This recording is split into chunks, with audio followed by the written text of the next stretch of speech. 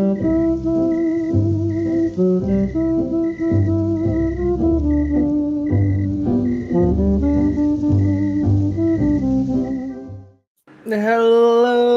everyone, and welcome to a brand new episode of From North to Warp, your unofficial but verified one-stop destination for Bob's Burgers information. As always, I am Mike.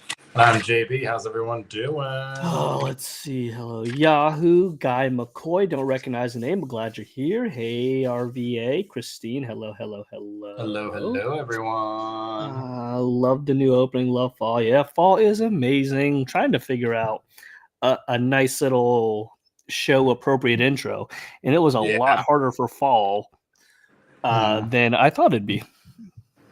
I mean, they have some very pretty escapes, but usually like the Great North did a great job with like just backgrounds in general with just nothing in it. But Bob's, there's always the Belchers in it, so we tried to find stuff without them in it to showcase the fall.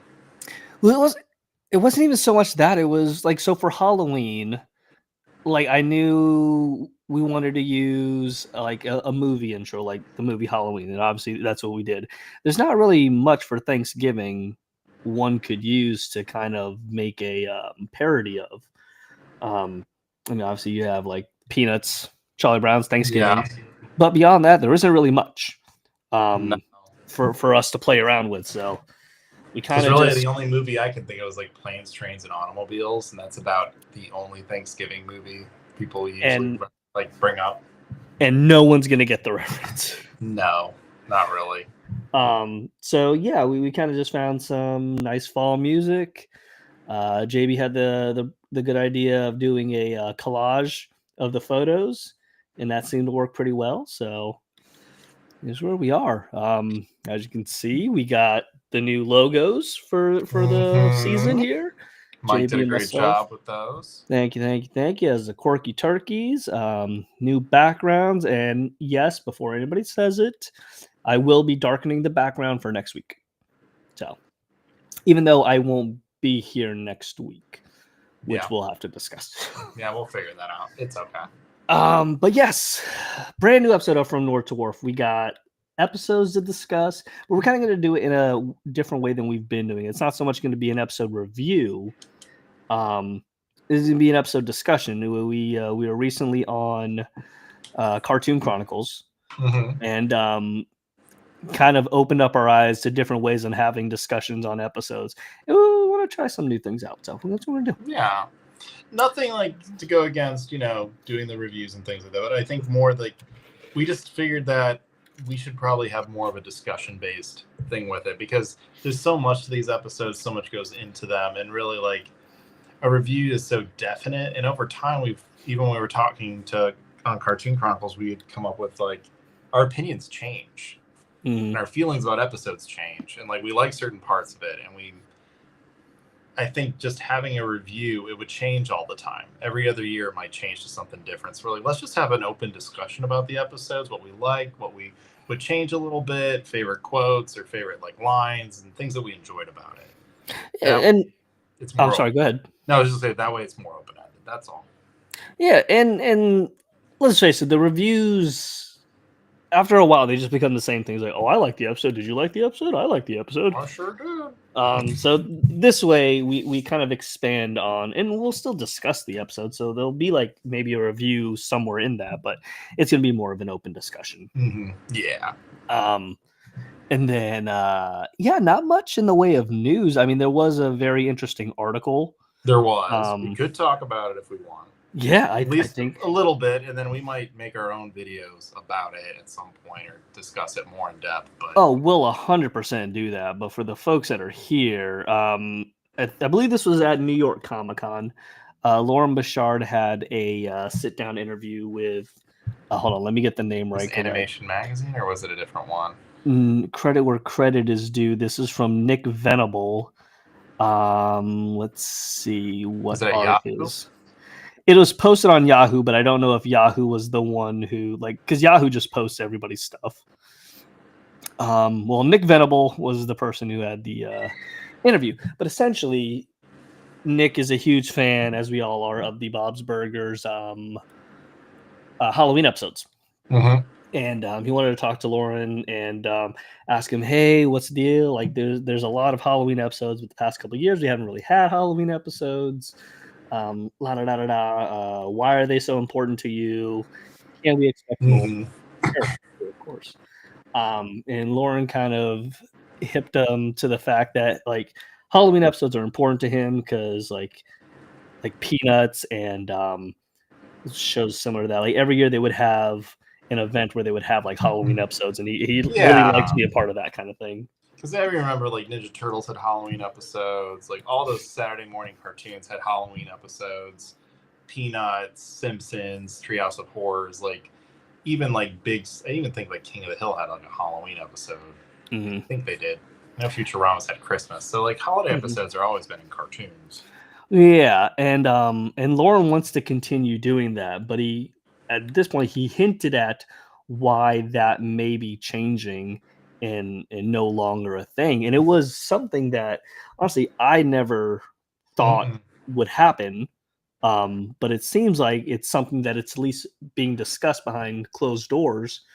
If Lauren's comfortable enough bringing it up like this, but he says, hold on, and let me read it verbatim because I don't want people to. Well, that's what he Use it out said. of context. No, I get Yeah, that. you're not getting me with this one. Um, Because when you sent it to me too, I was reading it and I was just like, I had never really thought about it before. And mhm, then mhm, once I kind of read it and read kind of what he was saying about him, like it does kind of make sense. There have been little inklings that like with scheduling in Fox that things may be changing. Like we had that whole we're gonna take animation domination and flip it to Thursday nights. Like they were trying a lot of different things, and this is another thing they potentially could try. mhm. So the article goes on to read, says Lauren Bashard continues addressing the potential shift that may impact the show in the future, and why we may not be seeing Halloween episodes. Um, Lauren says, then when you do a holiday special, you kind of get to Jesus Christ. Then when you get to do a Halloween special, you get to kind of invoke this even longer tradition of animated holiday specials, going back to the Rankin and Bass specials, and like I said, Snoopy and all that. I will add, I don't know that we'll always be on in the fall. And if we aren't, it will be sad because we won't get to have the feeling of delivering a broadcast television show a week before, 2 weeks before a holiday with a very special episode. Mm. What does that imply? That implies that Bob's may be moving sooner rather than later to like a January premiere. Um, Essentially, what the Great North was doing. Mm-hmm. With the shortening of the seasons, That's what I was thinking is a big it play. makes sense. Mm-hmm. Got to Um, stretch them. yeah. And Um, stretching is hard when you've got 15 episodes from each show. It mhm, doesn't line up evenly. So you got to find a way to not do these like as we were talking about like season premiere and then like a month with nothing. mhm, mhm. Now, I will say, given all that, Lauren did follow up with this, but that's okay. And if we aren't after some future date on in the okay, but that's okay. And if we aren't on at some future date on in the fall, we can't do the nice cadence that we've become used to of giving. Oh my God, let me take all of that from the top. It is so hard to try to read this. Here we go. Here's what Lauren said. Again. But that's okay. And if we aren't at some future date on in the fall and we can't do that nice cadence that we become used to of doing holiday episodes, that's what's written there.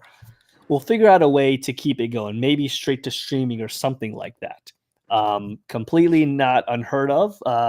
Family Guy just had Futurama, their Family Guy. streaming. Yep. It's not unheard of. And I mean, he's Lauren just got brought into that Hall of Fame for animation, and he's with some of the big guys now, talking like with like Seth MacFarlane, the guys who do those kind of specials, Simpsons, Mhm. Futurama, where they did straight to Hulu. And then Yep. like we put out a holiday special, we put this out, we put out the Star Wars specials. Yeah. Yeah. So it can be done, and I think if anything, it's movie light. Mhm. They can extend it. They can make it longer. We could get like a Bleakening without part one, part two. We could get an episode that's longer. And people have been asking why no Thanksgiving episodes. Maybe this would be an opportunity to have a Thanksgiving special or a Mhm. Christmas special. Now, when I say we, JB and myself, we've heard other reasons as to why there aren't holiday episodes happening at the same clip that they used to be.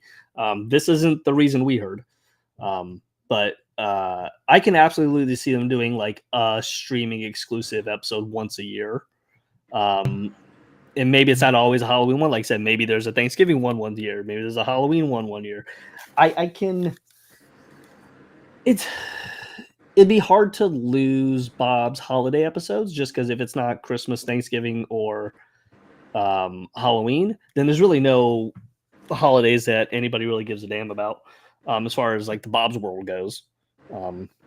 It seems like everyone's really big on the big three, which is that Halloween, Thanksgiving, and Christmas. And I think the order is usually Halloween, Christmas, then Thanksgiving. Mm-hmm. But I think it's because we've been so, and I mean, we have to be honest. We've been very privileged to get one for as many years as we've got one. Like when we were doing like episode recaps with like Cartoon Chronicles, we're going over like, let's do the Halloween episodes. We're like, there are so many Halloween episodes, the spooky episodes. And we were like, we just have to narrow it to the top 3. We can't do all of them. That would take forever. And when we were discussing that, it kind of shocked me to realize how many spooky episodes we have as opposed to like legit Halloween episodes. There's not that many legit Halloween episodes. It's more spooky. There's more spooky episodes. And I think the costumes were so good that everybody kind of forgets like the Haunting. It's more of a spooky episode. It's not really a Halloween episode, if you ask me. It just takes place during that time. Yeah, it's all about scaring Louisa. They're not trick-or-treating, but there are awesome costumes in that. Big Trouble in Little Tina, again. It's in the season. Yeah, it's in the season, but it's not a Halloween episode. So like JB said, we've been spoiled, but we have been. Because I mean, even if like we just put out the Thanksgiving list, there's a lot of episodes. I know everyone's like, I'd love to have another one, and I think we all would, but we have a lot. Charlie Brown got 1. We've been getting plenty, especially with Christmas too. We're getting another Christmas one. Like we've got a lot. Yeah, we got a lot of holiday specials. We can do marathons. A lot of shows can't do holiday marathons. Let's see. Yeah, because they're moving to streaming only. No, better pray we get a 20th season out of this. I think they will. Odds are you're going to. Room for another Easter episode? No. Just hope Disney doesn't milk the show like The Simpsons with what is about to come. What are you talking about? Yeah, I don't know what that means. I don't even know what that means.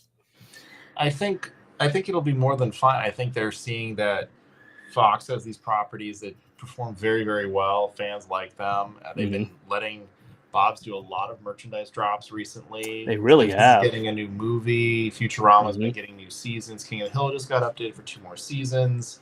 I think they're noticing that these IPs that are pretty rock solid are what fans are looking for. So I could definitely see them extending it to be more holiday-focused specials. I think that makes more sense, honestly, to have a special. They can promote the crap out of it. They can push it. Yeah, like a streaming-only special. Plus, it would push people in, for the capitalists and all of us, it would push people to go get the streaming services. It would. I mean, I only have Hulu. Moving to Disney Plus because I need Bob's. I know some people are more than content with torrenting them. Do whatever you want. I don't care, but just for me, a lot of sorts and such for streaming only.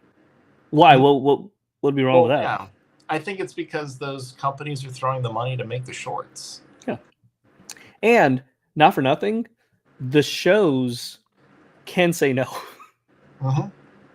Because I mean, if we're honest about this, the Bob's crew will want to do it, and it'll be like the movie. They will be spread thinner to make this special. Some people will move from episodes over, and they may have to hire some people to fill in, but they will do it if they want to do a holiday special.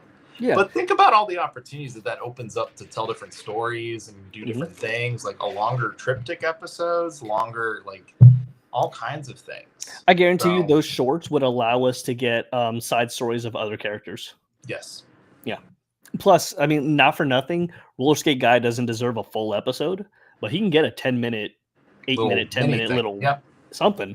But I think something that, like fans are quick to do is be mad at the company, Disney in this case.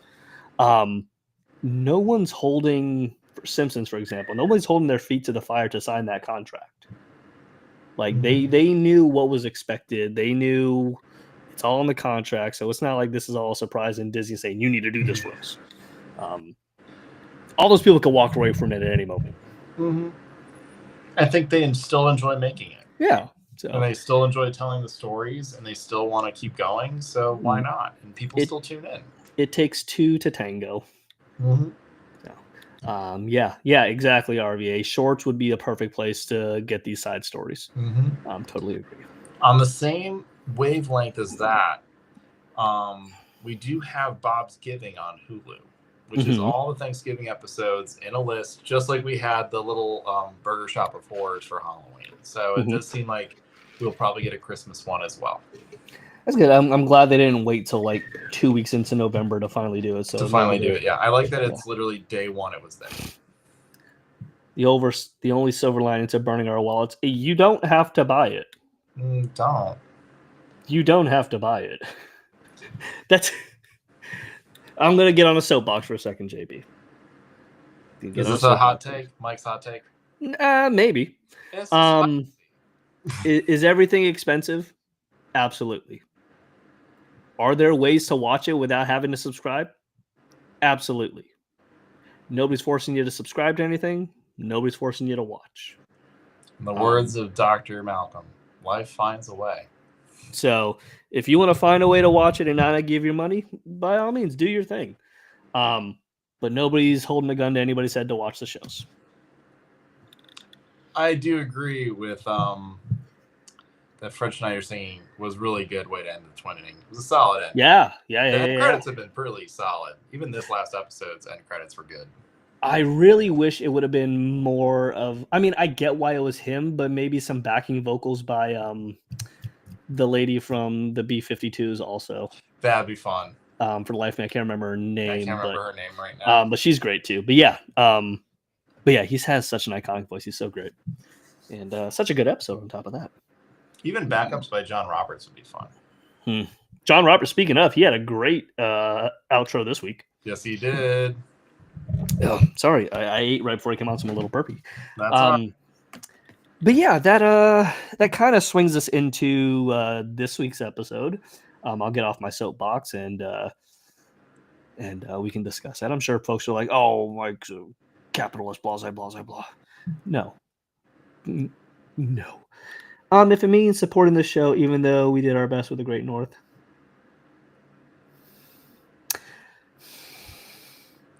I think that was outside of our control. I'm going to move on. Kate and Cindy. Oh, yes. I believe it's Kate. Is who I'm thinking about. She has the longer red hair. Okay. We can talk about the B-52s all night, but yes, we could. Yeah, this week's episode. I can give you what we got for it. We got Kate Pearson. Thank you, Christine. Yes. This episode, we got The Secret Garden. It's episode 5 of season 16, directed by Chris Song. He's been on the show before and did an interview with us. He was super cool. He's done a ton of episodes, holiday episodes, Emmy-winning episodes, and this was a good one. He definitely nailed it with this one. And then we also have Dan Feibel doing writing this week. Is it weird to you, and again, this is all just stream of conscious thought, we're not really reviewing the episode, but is it weird to you that they didn't just say wisdom teeth? Oh, with Louise? Yeah. She's just got a random other tooth. I have one. It's not a wisdom tooth, though? No, it's just a random other tooth. Weird. I had a tooth when I was a kid that split into two. And then they had an extra tooth, so he had to cut a hole and get it out. Which is kind of, I think, what happened with Louise. Because he's like, I think I put them all back together the way they were supposed to go. Hold on. God bless. What happened there? It's not me this time. Wow. Holy shit. Okay. Wait, so hold on. Backtrack. You had a tooth that broke in half. It was up here somewhere. Which I assume is on the x-rays. It was a baby tooth. Mm-hmm. Okay. And they're like, that's going to mess up all of your other teeth's alignment. Yeah, yeah. It's going to try to push down. Yes. And there was adult teeth already in there, so like we got to get this thing out. So they like cut a hole, got it out, and then I had to have this wiring put on to basically push the teeth back together so that it would cover the hole. So then you didn't have an extra tooth, you just broke your baby tooth. The tooth split into two. But yes. It split into 2 teeth, or you broke the tooth in two? Oh, no. It's split up here in my gums. Oh, so you didn't break your tooth. Oh, no. It grew individually. Yep. Freak. I know. Tell me about it. I bit my dentist. It hurt so bad. He was being mean. Wasn't respecting me asking for some time. No, there's no time, because if you take time, you're gonna not do it. I had my wisdom teeth till I was in my 40s. I'm sorry to hear that. That sucks. I got mine out like early 20s. Same. I was like 20. Did you get them all out at once, or did you? Yeah, they were all impacted. You pulled them all at once. I got 2 done at a time. It was like a year apart, but it was weird. The first 2 were yanked out. The second 2 were cut out. Yeah, like in sections. And that one healed much easier. You don't forget the noise. I was in Twilight, so I heard and saw and remember things. Yeah, I was out for the cutting, but for the pulling one. Yep, I wasn't out for the pull. I was out for the cutting. I could hear like the crunch. Yep. And then I thought they were cracking the tooth. I was like, oh, it's just gonna come out in chunks, but no, they crack, yank. Yep, it was awful. It depends on where the tooth was, but those teeth don't usually come in until your teens, early 20s. I got mine when I was like 16 or 17. Yeah, I didn't take the pain meds. I did. Not because I'm tough. I just don't like taking pills. I got a dry socket from it, so I had to get like this weird stuff put in. I had they're fairly big, right? The pills? Yeah. Yeah, that's why I didn't take them. I take like extra strength Tylenol or Aleve or something, but I just don't do well with pills, so I just didn't take them. Yeah. Does that make me stronger than a lot of you? Probably. I literally was Bob. I remember that. I remember my mom bringing me food in and being like, make sure you eat. And I was watching Emperor's New Groove, and I don't remember it starting. Great movie. And then I remember it ending and being like, what happened? Like it was only like 5 minutes, and my mom's like, it's been a couple hours. Like, you've been watching that movie on repeat. I was like, oh. I've been there. Yeah, I remember going out, and then like 2 minutes later, I woke up and I was like, all right, I guess when we're gonna start? He's like, no, you're done. Get out of here. I think the best thing that my mom told me is that I got my wisdom teeth pulled with my brother at the same time because of insurance reasons. Of course. So we're in the back seat. We can't talk, but my mom gave us pens and Post-it notes, so you guys can write to each other. And we're like, oh, that's fun. So like we were writing things and handing them to each other and just like and like giggling and then ripping it and writing another one. My mom kept the Post-it notes and then showed us what we were writing. It was literally just scribbles. Also, and we thought it was complete jokes and sentences. This is so bad. For all you younger people, we didn't have smartphones back then. This was our recording of this stuff. Sticky notes. Sticky notes. It was just like doodles and scribbles, and we thought it was hysterical. I do like that they addressed Luis's fear of the dentist and how she got over it. They kept it going. It's continuity now. It's continuity. Shout out Brian. She is what does she call herself? She was an FBI agent, I believe. Hammer Time. I don't know. I didn't know that I needed a drugged up Luis, but I thought it was hilarious. It's so reminiscent of Bob. Drugged up Bob, always funny. Drugged up Beef when we had the Great North, funny. And it never dawned on me to like drug up the kids because you're like, well, how the heck do we do that? And it never dawned on me, let's get him to the dentist, let alone Luis going to the dentist. Mm-hmm. Have you ever been on the other side experiencing someone coming off anesthesia? Yes. I've never. Oh, dude, it's wild. No. One person, but there wasn't anything wild. It wasn't anything hilarious or funny happening. They're just tired. Cello, giving it to you. And you want a medal? Medal for what? Being tougher than everybody? Yeah, probably. I don't need a medal, but like you may all need protection because it sounds like you just need your meds. I don't know. What else to tell you? He's a tough guy.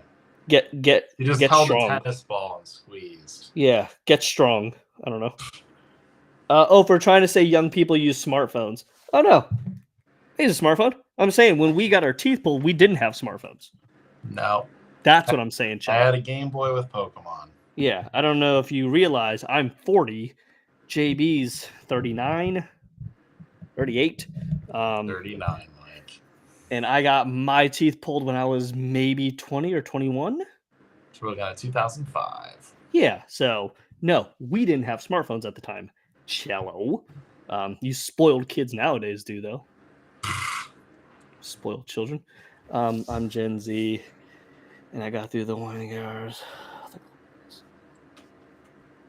We had our rotary. There you go. So did we. 42 gets it. You're about our age. Mm-hmm. You get it. I mean, we had our friends over and their daughter who's got to be headed towards like 6th grade where we had like an analog clock. And she's like, we're like, what time is it? And then like, I don't know, 5 something. And we're like, no, it's 8 o'clock. I'm like, can you not read that clock? And like, we took a class on it once for a week and then they didn't teach us anymore. Don't lump Gen Z in with Gen Alpha. I don't think anybody is, and they're both insufferable, but yes. I don't think we're trying to put people into pots here. We're not trying to do that. No, all that Gen stuff is stupid. Either young or you're not. I was curious. Do you know if the receptionist at Dr. Yap's is the same one? Because he was having a hard time keeping the receptionist. I was curious. I was going to rewatch the last episode with that and see if it's. Now that you bring it up, I want to say it's not. I mean, I could easily check here in a second, but I want to say that may be a future post for the gram. Yeah. Off the top, I don't know. I'll check it later too, and we can verify it. I am 55. 42 is the answer to life, the universe, and everything. Yep. I don't know what the hell that means. Hitchhiker. Okay, I thought so, but A, never read the book, B, never seen the movie. I guess there's only 2 things there. So I did. There were some moments in this episode that really kind of, someone talked about it earlier where it felt old Bob's. Like the writing was a little unhinged at times and kind of like all over the place, and the jokes were just kind of all over. And I was like, it does kind of feel like an old Bob's episode. It felt as old as they are comfortable getting in 2025. Yes. Yeah, I mean, Luis drugged up, being falling on the floor and being like, getting all loosey goosey. This floor keeps slapping me in the face. Floor's got some moxie. Yeah, it the copay line, yes. The copay line was funny. Yeah, you pay yours, and I'll pay mine. I was like, you pay the next one. It immediately made me think of, all right, divvy it up with the Fukunawa knife. I had my DVD player, VCR, all the stuff. Yeah. So did we. Didn't change the fact we're older. But yeah, it felt familiar. Mm-hmm. It felt like old in a new coating, new clothes, but it felt familiar, and that was fun. And again, never in my wildest dreams did I think we'd get a drugged up kid. But it worked. It was hilarious. I'm glad that it was Luis and not anybody else. Because Luis, I think, pulled it off well. Yeah, and Gene, if he was drugged, I feel like he would just kind of be himself. Yeah, Gene is goofy. Yeah, and Luis doesn't really get a chance to be unhinged like that. I mean, she gets like when she's angry, she's a little unhinged, but she's not happy, loopy, unhinged ever. And I think they played well to the characters. It's like Tina does really well when she's under pressure. We get to see her kind of have that Bob anger that comes out. Like, Mike, is it the mail or what? It's like, here you go. It's like, That was very, very, very, very dirty. I would not have done that. But I can see your excitement. It's like Also, Bob had to know something was up because he even starts bringing up like that box is pretty small for pencils. uh-huh. Like, why are you so nervous about the like mail coming in on time? Like, there's all these moments where he's kind of picking up that something seems off. Did we figure out where Bob and Linda went as to why Tina needed to babysit? We did not. Okay, because it couldn't have been during the day because obviously Bob would have been there. No, it was Linda at would have been night. there. So where the hell did they go? I'm surprised we didn't get a little like cutaway to what they were doing. Mm-hmm. But that's also a Probably perfect went example to of Rudy's, probably had some fish and bread. played some trivia.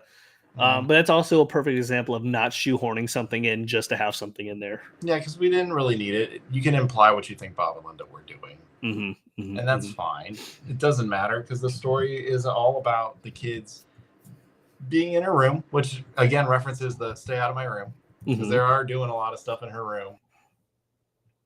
Oh, oh, 1-1. All right. But it is that whole thing where like she's like, stay out of my room. There's reasons for it. Because they do get into stuff in her room. We have the example with like the ring. They took that. We've had examples where they go into her closet and take her clothes and shoes and do things with them. And Louise taking credit cards. So yeah, stay out of my room. It makes sense. And I love that when she does go in there and Louise tells her like, oh, I'd stay out of that. Like, we got into stuff in your room. I was like, what didn't happen? Things. I love the book club about magazines. She's been really trying to push that. I'm coming around on them. I'd really love to talk about the details about that. I wish Bob and drugged up Louise had some interactions. But I get why they didn't. Yeah, I think it could have been fun, though. I think my only thing I would have liked to see between the two of them would have probably been a moment where Louise is like, I need another one. And Bob is like, I can't give you another one. Oh, like, yeah. Like if she was coming out, she's like, Dad, give me. But it could be fun if he was just like, all right, Louise, I'm going to cut it in half. I'm going to give you both halves. It's like literally Teddy's rationale and just be like, wait a minute, that's dumb. She's like, thank you. And just takes it. Is there a future episode where Louise and Bob are hurt at the same time? I don't think so. It's like car accident. I don't think they want to go that route. No. I mean, we had Tina break her ankle. Jean's never really broken anything. Linda could be interesting if she was on pills. I don't know. Because Linda's already kind of, once she gets some wine, she's kind of in her own world. And unhinged a little, yeah. So I feel like we've kind of seen what a drugged up Linda would be. Unless she goes like completely into herself and becomes like a quiet. Well, no, because we've seen her high. We've seen Bob high because they had the brownies. Yep, the brownies. And they seem like paranoid. Well, Linda becomes a little more of like a paranoid, like Jean. Like she makes her comments like, "Am I peeing right now?" Yeah, like, that's totally a Jean comment.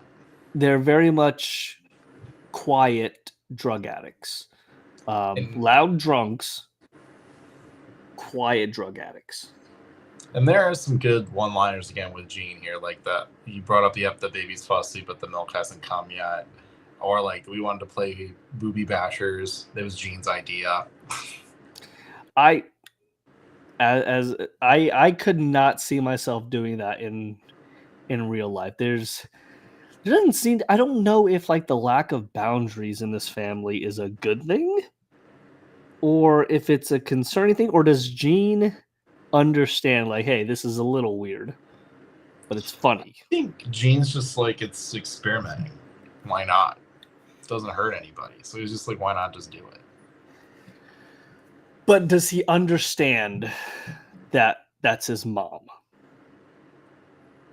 Do you think there's at least some understanding like, hey, I know this is my mom. I'm not being weird about it. Probably, in some respect. Let's put baby JB in this. You want to experiment? All fine and well. You can use your mom's bra. It's the only one. No, you go buy one like a real man. Nah, Gene's not gonna do that. He's saving for a synthesizer. He doesn't have time for that. Well, he also doesn't get paid. No, but he's been saving for it, and he spent it all on that VR. So Gene don't got money. Yeah, so And he's pushed back. And a Louise couple is doing years. it too. So it's like, we're having fun. That's different. That's different. You know it's different. Mhm. Yeah, that is totally different. But yeah, I don't know. I mean, is there anything?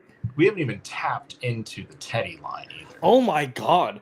Yes, after weeks of discussion on who the hell that old lady was that he was talking to, a lot of people thought it was Teddy's mom. For what it's worth, we knew that day that it wasn't Teddy's mom. We couldn't say anything. But that's when I was like, and then I started looking at the cast list, and I was like, this seems like if it's going to be Sharon Hogan, it's probably going to be Kathleen. So maybe it's Kathleen's mom. Maybe Teddy's like seeing her, and he's going to like tell her how much he likes Kathleen. It's been a while, and it kind of was, and then it kind of wasn't. I think it actually was kind of fun.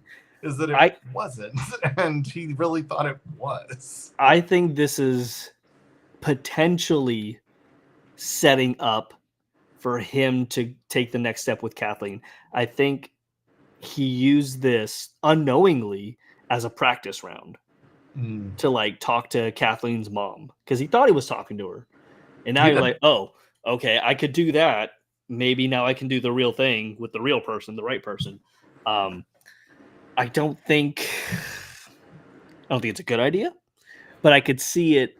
Like I could see Teddy going, I think I want to take the next step with Kathleen. And I could see this being the impetus for that. I definitely could. I mean, he said he even told this woman, I really like your daughter. So, I mean, he's hinting at that next step, which could be a Hulu special. But for what it is, we don't have to get into that. I don't know if it's necessary. I really don't. So I think them moving in together is as much as I want to see. I think that's good enough, honestly. And I mean, there could be a moment where he proposes in his own way, and that's it. It doesn't ever have to be a wedding. We don't need that. I think it's just fine just to see Teddy be somewhat happy is kind of nice. Yeah. And willing to do what he's doing to make sure that like it goes well. I mean, that was the best. Honestly, he showed up in that hang on the wall cross and crucifix on rope and being like, I'm a diehard Catholic. Like, look at how big this is the XL version. It's like, oh my god. JC getting a shout out in the episode. JC, do you think we should pray? Yeah. Should we pray Bob away? Yeah. A little less this guy here. So I guess Jesus is canon in the Bob's universe. The amount that she hated Bob. Yeah, for no reason other than he kind of looks like somebody, the McClarney brothers. Yeah, the brothers. But just literally, it's just like, so do you? No, want no talk no. I get that though. I get that 100%. Like I don't want anything to do with you. You look like something I don't like, so I'm gonna hate you. You think they would elope? I think, and this won't happen, so we can speculate all we want. I think Teddy would self-sabotage to the point where they would break up. I would hope not. I would think Kathleen would push him to like be better and like say, hey, no, you're okay. Because he's already had his bad relationship with his ex. I mean, that does make 42's thing sound right, though. Maybe they would just elope. Because there's less pressure on Teddy. It's just like, then let's just do it. Let's just sign something and be done.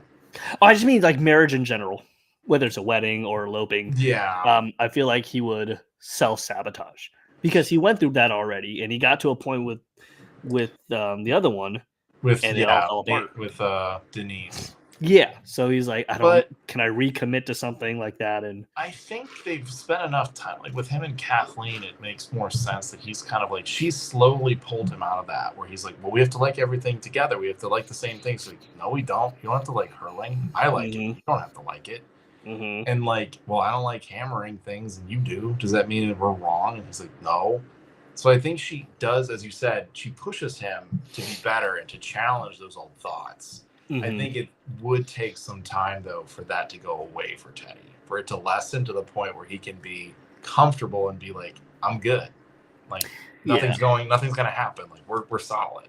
Yeah, unless Teddy gets a spinoff, it wouldn't make sense for him to get married because we'd have to see all of that for that to make any sense. I think just them progressing the way they are and her being here every season, we get a sprinkle of Kathleen. I think that's enough because it seems like things are going well. Like she's joking with him at the end. He doesn't get the joke. She explains it. He's like, "Oh yeah," and like they seem fine. I think that's good for him. Yeah. Side tangent. I read an article about spinoffs for Bob's and who would make a great spinoff. And this article posited that Gail is strong enough of a character to have a spinoff. Do you agree with that? I know my opinions. While you think of it, I think of your opinion. I'm going to say no. Gail is not strong enough of a character to have a side or a spinoff. In fact, I venture to say I don't know who is strong enough to have a side spinoff show. I mean, Gail, I think you're still going to rely on the Belchers a lot. You would push the stories along because she needs Linda to push stories along sometimes, or the kids. So I think you're still going to get a sprinkle of the Belchers, and she doesn't. We don't know what Gail does on the Norm. Like it just like I don't know if she works. I don't know if she like that was something this article was talking about. Is like you could use Gail as a way to talk about the more fantastical side of Bob's, but there isn't a fantastical side of Bob's. Bob's is it's pretty grounded. Yeah, salt of the earth, everyday life as any cartoon is out there. So to think you could have a side character and it would then be like Rick and Morty-esque, where you're going on all these little adventures. Gail doesn't do that. And it would come across so disingenuous if they were to do something like that. I would argue that Teddy has better chances than Gail. Like he would just because he's and all that stuff, but he's the sixth Belcher, essentially. Yeah. I think if you're going like side characters, I mean, we've talked about we'd love to see Bosco on the beat, but I don't think it's a full show. I think it's if it was like we said like an X-Files where you get a funny episode every now and then, a funny episode of like Bosco on the beat for like 10 minutes of your 30-minute special would be hysterical. But you don't need, or like we said, the Hawk and Chick, where it's like Hawk reminiscing about the old days of making Hawk and Chick movies and like it having lessons about his life now and in telling it through Hawk and Chick. That could be fun, but is it a show? I think it's more of a movie or a special. I would like to see, I don't need a whole series, but what I think would be a really fun idea is if we took a handful of episodes and let's for example, let's take the Wolf of Wall Street, for example. We tell that same story beat for beat, but from the perspective of Calvin and Felix looking for the wolf. So then, like, you see Linda and the kids in the background. The Fish Odors could have their own show. Fish Odors could do it. They can do it.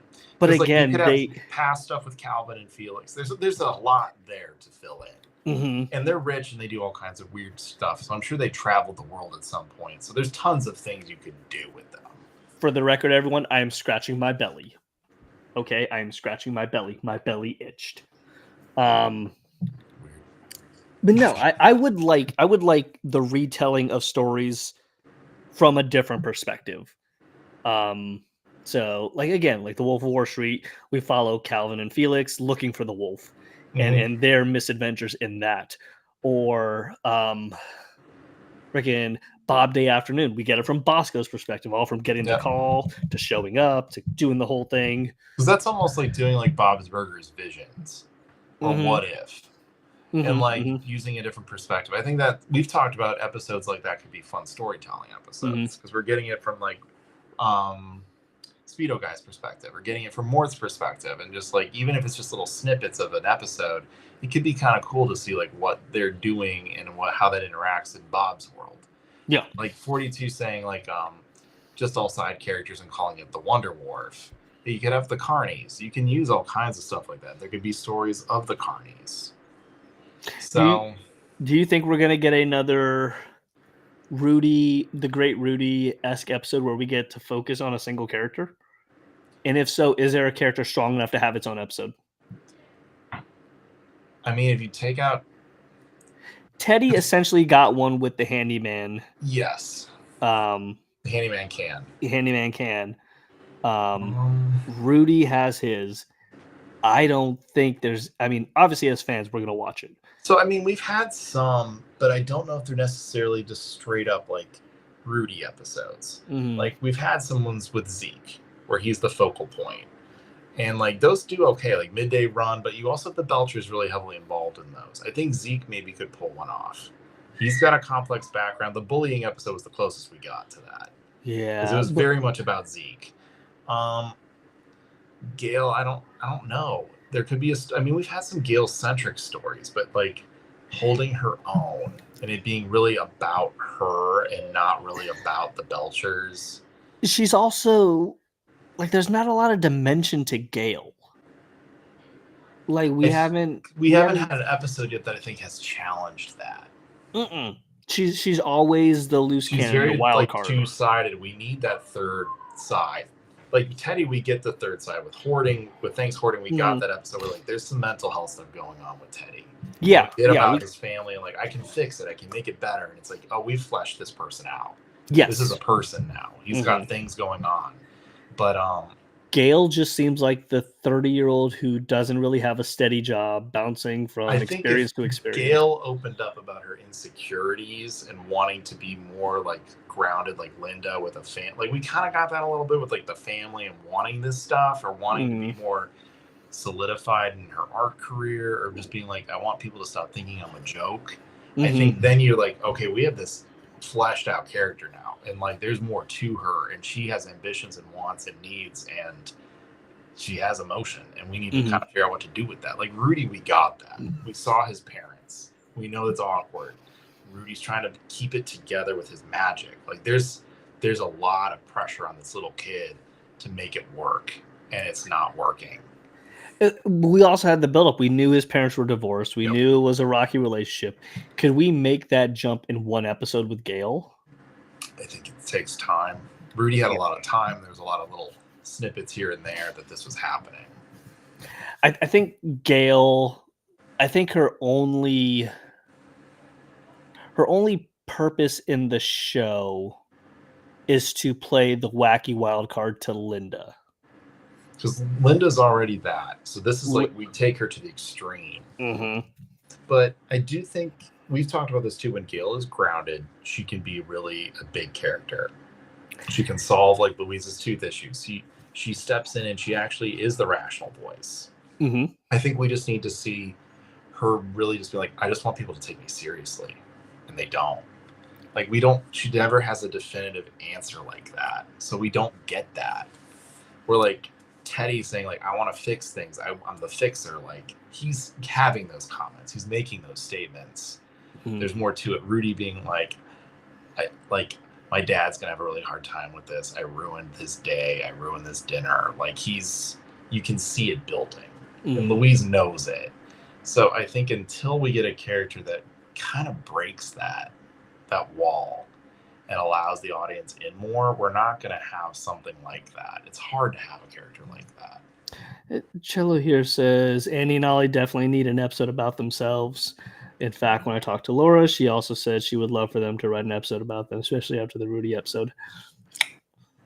I don't know. I don't think... I'm not saying they couldn't, because the Silverman sisters are very, very funny.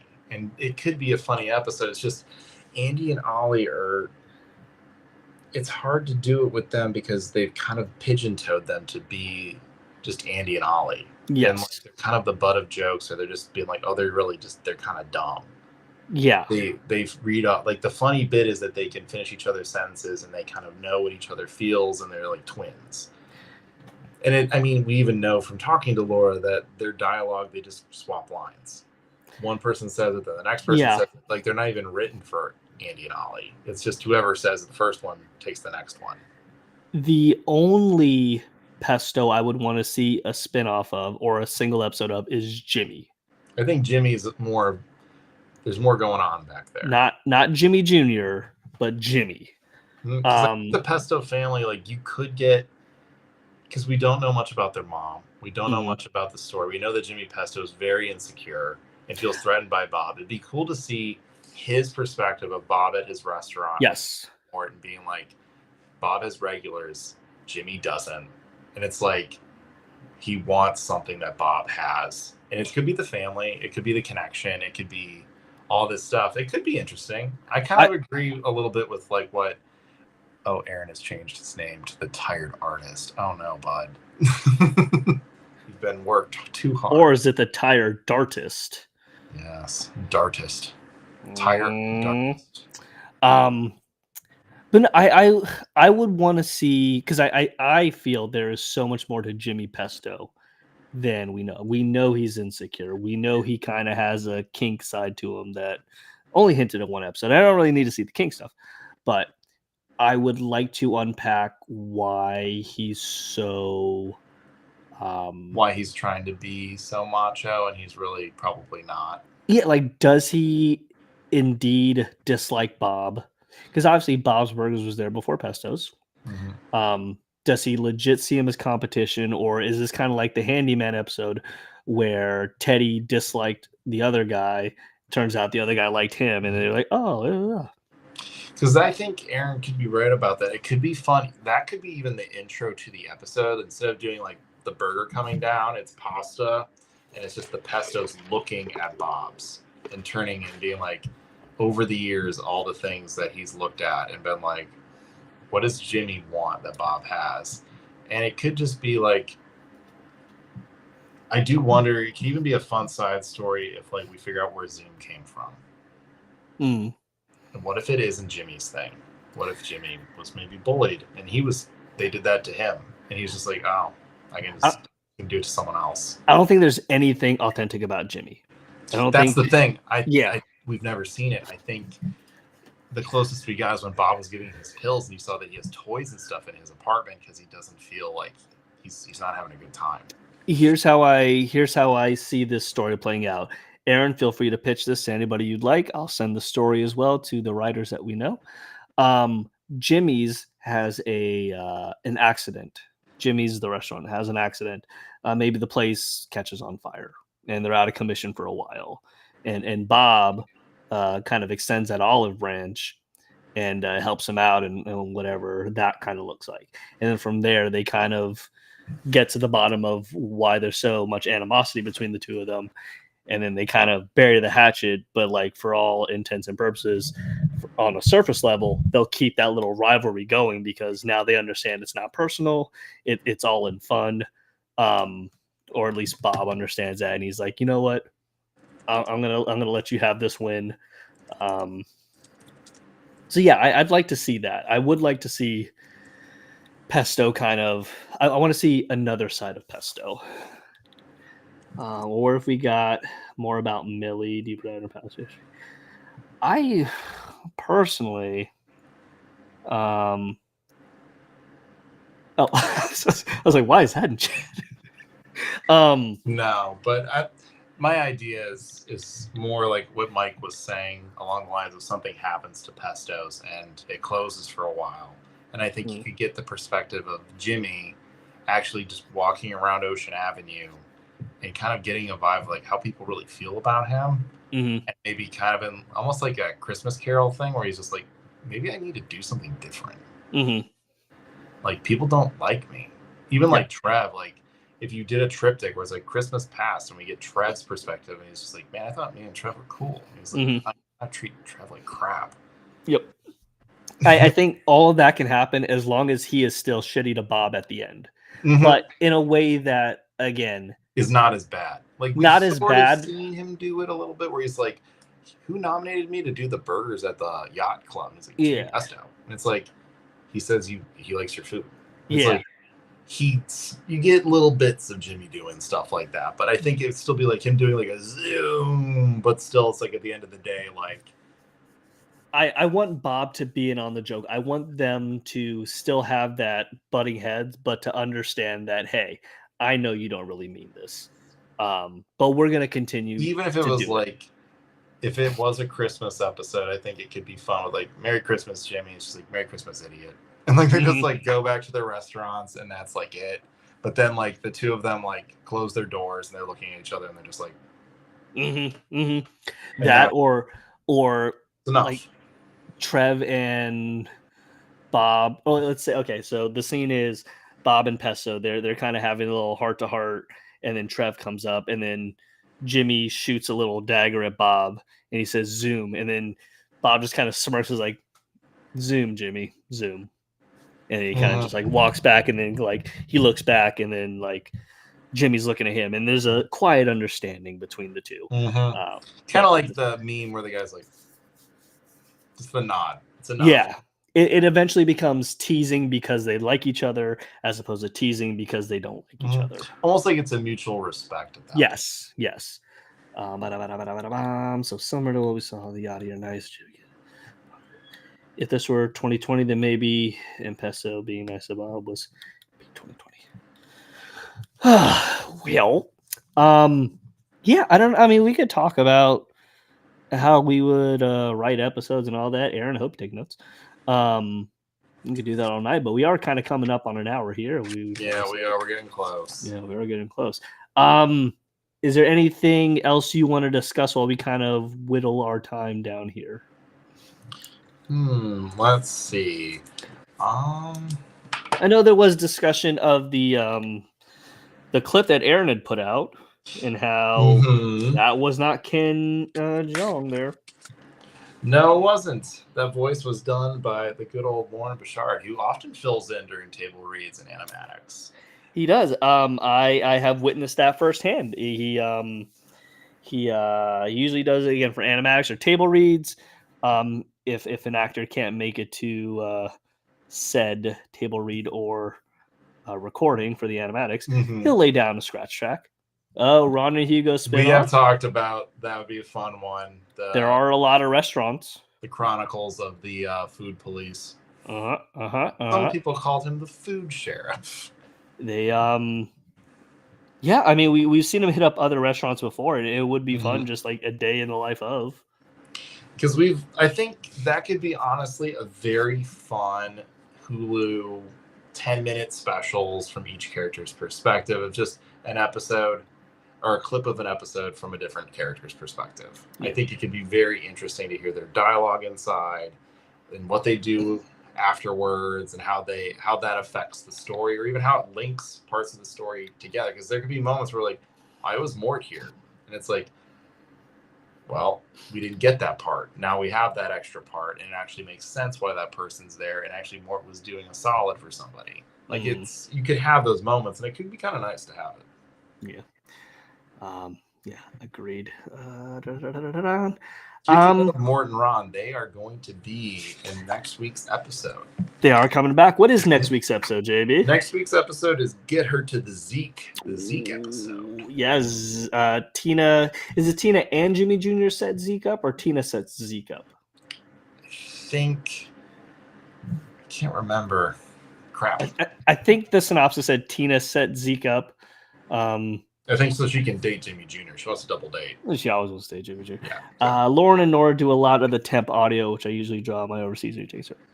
Yeah. I know Nora does that too. And it's much easier because, I mean, those actors are always so busy. So it's always fun to hear Lauren do his take on a character. Oh, yeah. No, they're fun. Sometimes they're pretty good.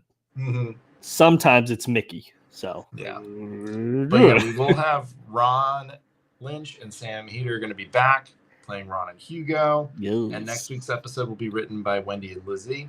Ooh, and director hasn't been announced yet. It was recently announced, I think, like a week or so ago. The Molyneux sisters are writing the follow-up to Mitchell and the Machines. Yep, I'm excited for that. I really liked the first one. The first one was fantastic, so I'm very excited to see what they're going to do with this one. Yeah, we might have to have them on at some point when they're allowed to talk about it. Like, what's that like to write it?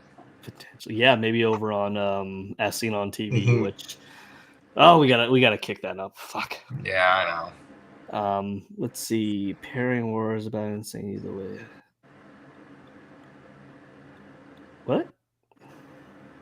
Pairing war is about insane either way. The episode. Well, I don't know what that means. Pairing, like the two of them being paired off together. Tina and the Jimmy and the new girl and Zeke. Oh. I mean, we've seen Tina and Jimmy before. It's gonna be fun to see Zeke in a new situation we've never seen him in before. I think what we are gonna get with this episode is we're gonna see, kind of like we did with the Odorer games, that perhaps in Midday Run, like there's other episodes too, where like perhaps Zeke is more of what Tina wants than she wants to believe. Mm. And then I think she's gonna see a side of Zeke because he looks well dressed, he looks put together, and he might be nicer and he might be more polished, and she might be like, "Oh, Zeke's kind of great," and it's like, but you're still into Jimmy Jr. and you won't end that. I think you're right on that front. I also think Zeke is going to realize that maybe he doesn't want a girlfriend. Yeah. He's going to realize this isn't me. This isn't his thing yet. This isn't, I'm not ready for dating or being with anybody is not his thing right now.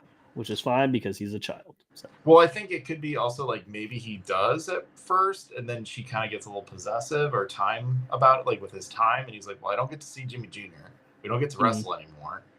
Like almost like Gene with Courtney, where he's like, "I can't do anything I like to do anymore." So then he's like, "I don't want this." I am curious because why would Tina be setting Zeke up unless she had a date as well? Like, is this Tina's friend that she's setting Zeke up with? I think so. I think it almost looks like from the picture, it looks like the girl that Jimmy Jr. brought to tacos for the Nat episode. Tacos or enchiladas? Enchiladas. Okay. The heart-shaped ones. Okay, gotcha. We're the same. The first time we meet Nat. Mm-hmm. Because it looks like the curly-haired girl. I forget her name, but she looks like it's her. So it's just odd that it's... If it is, it's awkward for Jimmy, but... Unless they're like, that never happened. But it'll be... unfortunately, I will not be here to discuss it, but because I will be playing the role of Mickey for the next 2 weeks. So we'll Carney see. folk now. I will be Carney. But yeah. Anything else you got before we stick a fork in this week's episode? Not that I can think of. No. You'll find Mike posted that you'll find the Funkos out in the wild. Funkos are out now. So they're out there. You can find them. I'll probably take a look at Target, see if I can find some. But for now, they're out there. Although Amazon said they won't get them till January, but I don't know. Check Hot Topic. Check. I'm sure Target's got some. I'm sure other stores have them. Target, Books A Million, Barnes and Noble. I don't know if they're at 5 and below just yet, but you never know.